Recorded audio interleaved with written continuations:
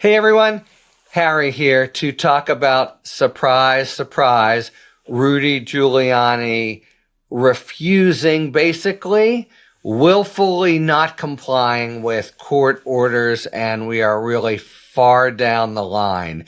The headline here is that after receiving a letter from the plaintiffs, Ruby Freeman and Shaye, the Georgia election workers whom Giuliani defamed and to whom he owes hundreds of millions of dollars, more than he possesses, after learning that Giuliani hadn't complied with his orders, Judge Lewis Lyman of the Southern District of New York entered an order for a hearing on Thursday specifying Giuliani must show up personally. He's been trying to resist that, saying he's got to do his podcast down in Florida.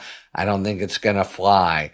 Lewis Lyman, whom I know and I clerked with and is smart as a whip and very principled, when we've reached the line and it's pretty clear that Giuliani has reached the line, he's not going to give him any more rope.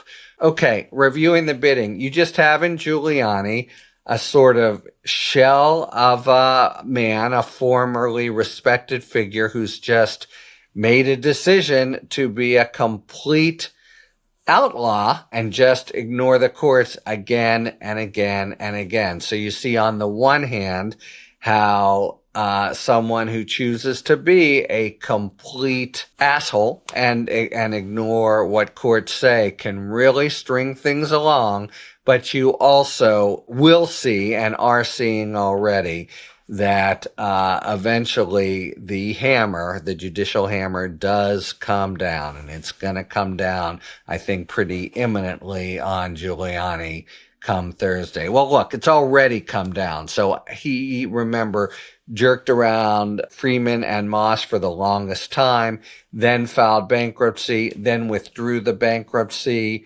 then basically the last stage was seemingly final, where his right to property was just given over to Freeman and Moss to just go to New York and serve the papers and say, this is now ours as it is.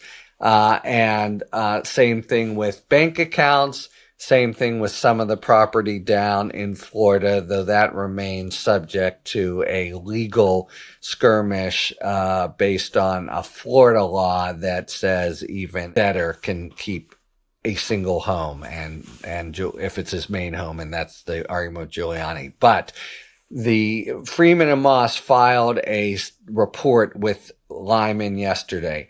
The headline here is all this property, the property in the apartment and other valuable keepsakes, all that property now is the rightful possession of Freeman and Moss. They have legal title to it. Remember, there was a fight the last stage around where Giuliani said, I want to keep my World Series rings or certain keepsakes. And with very few exceptions, Lyman said no. But the order is that, for starters, the apartment and its contents. So lo and behold, they arrange entry into the apartment and go in, do Moss and Freeman, and it's been emptied of all its possessions. So a total violation of his obligation to the court, what he's already been ordered to do, and just completely contemptuous to boot. So all that property is theirs. He goes in and just gets rid of it and empties it out, at least to hear from Freeman and Moss. His attorney has come in. There's still someone, I guess, representing him, said just a few things were put into storage. And that's part of what's going to happen Thursday. I suspect that the Freeman-Moss account of things is going to be more accurate and is going to make Judge Lewis Lyman apoplectic. Okay, but so that's their first point. They said, hey, we went in and none of the stuff was there. And this is receivership property.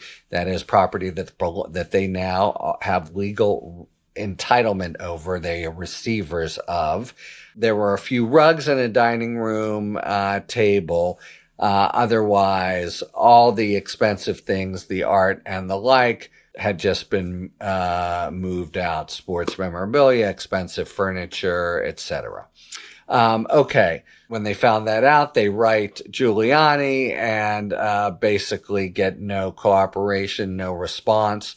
And that's just the main dereliction by Giuliani. He's supposed to let them know where all this property is. And basically, Giuliani has never done it. They've reached out to a storage facility at the phone number that defendants counsel gave them, but did not hear back, but just from the storage facility's attorney. And just in general, they're ignoring all of these requests for information regarding the location of all these receivership assets. And that's not something that is a pretty please request. They are under a legal obligation to do it, and to do it now. And so the contents of the New York apartment, I said, but also there are cash accounts that they now should be able to bring into escrow, and those funds go to them.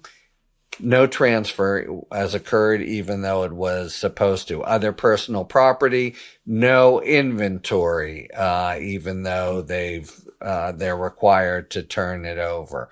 So basically, all this property is now receivership property, belongs to them, but there's an essential step of Giuliani locating it, serving it up, etc. And he's just completely ignoring his legal obligations. You know, way back when in the colonial period, people could have gone to jail for this.